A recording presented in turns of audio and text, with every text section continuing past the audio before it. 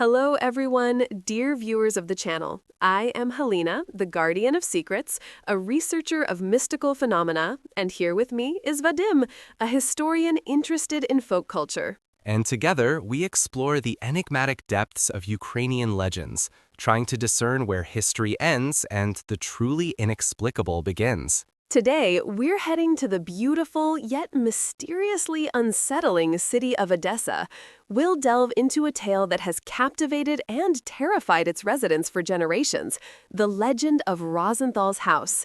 It's a place where the ordinary laws of physics seem to bend, and the veil between worlds feels incredibly thin. Ah, Rosenthal's house. I'm familiar with the popular narratives, Helena.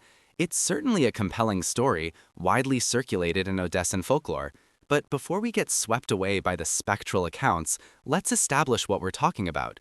A magnificent, albeit decaying, historic mansion reportedly plagued by continuously broken windows and strange visions experienced by its inhabitants. Exactly.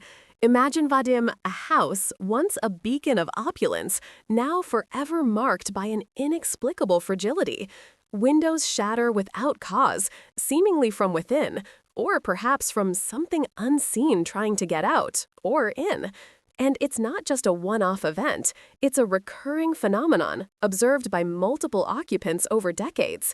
This isn't just a draft or faulty glass. Or it could be a combination of factors. Structurally unsound foundations, perhaps due to the geology of Odessa and the age of the building, could cause stress fractures. Over time, these manifest as broken panes. As for the visions, human perception is highly suggestible, especially in an environment already imbued with such a powerful, terrifying narrative. Once the story takes hold, every creak becomes a whisper, every shadow a figure. But how do you explain the consistency of the visions, Vadim? Not just vague shadows, but reports of specific figures. A woman in white, a man in old-fashioned attire, sometimes children. These aren't isolated incidents of individual hysteria. Entire families have reported these experiences, often independently of each other, before even hearing the full extent of the house's dark reputation. The consistency, while intriguing, could be attributed to a shared cultural memory, a local trope within the legend.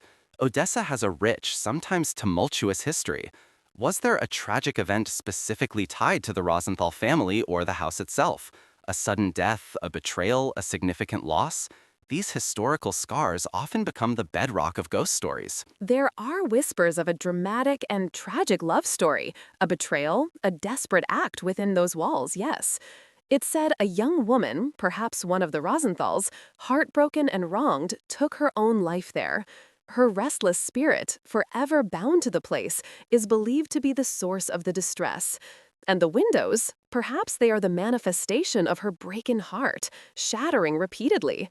It's a profound echo of deep, unresolved pain. And this brings us to the symbolism. Broken windows are powerful metaphors, aren't they? They represent a breach, a lack of protection, an invasion, or a shattered sense of reality.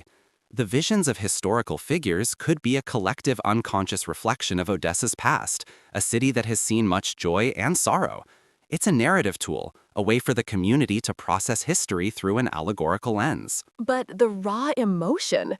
I've heard accounts from people who lived there, who felt an oppressive weight, a chilling cold that penetrates to the bone even on the warmest days.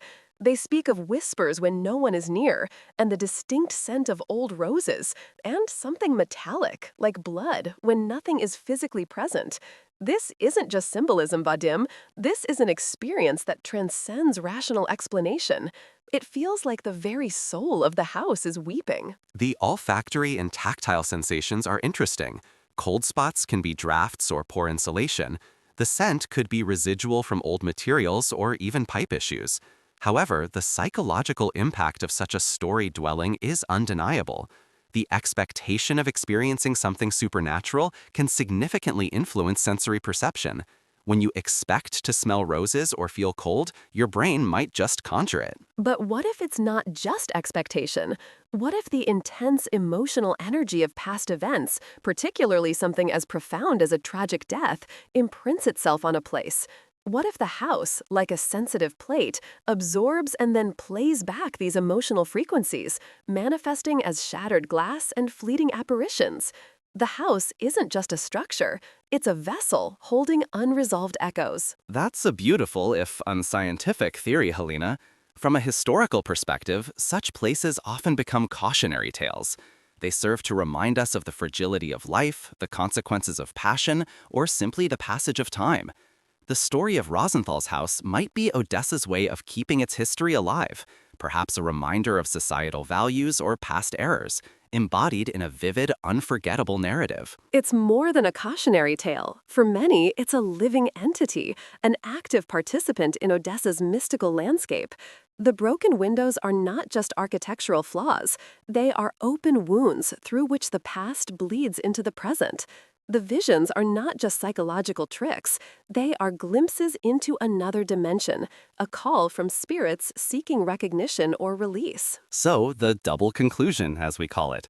On one hand, we have a fascinating case study in urban folklore, where historical elements, psychological phenomena, and potentially mundane architectural issues coalesce into a gripping legend.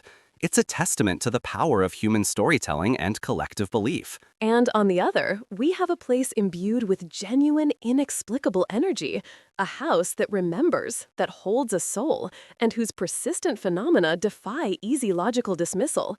It's a place where the veil is thin, and the past is not just remembered, but felt. What do you, our listeners, think? Have you ever visited Rosenthal's house or another place with such an undeniable, mysterious presence? Share your experiences and theories in the comments below. Indeed, we love to hear your perspectives. Whether you lean towards the rational or the mystical, these stories are an integral part of our cultural heritage. They challenge us to look beyond the obvious, to question and to wonder. And that, perhaps, is the true magic of these legends. They make us feel connected to something larger, something ancient, something that hints at the profound depths of human experience and the enduring mysteries of the world. A truly enriching discussion, Helena. The Rosenthal's house, like so many Ukrainian legends, reminds us that the line between myth and reality is often wonderfully blurred. Absolutely. Thank you for joining us today on our journey into the unknown. If you're as captivated by these tales as we are, don't forget to subscribe to our channel and hit that notification bell so you don't miss our next dive into Ukraine's mystical heart.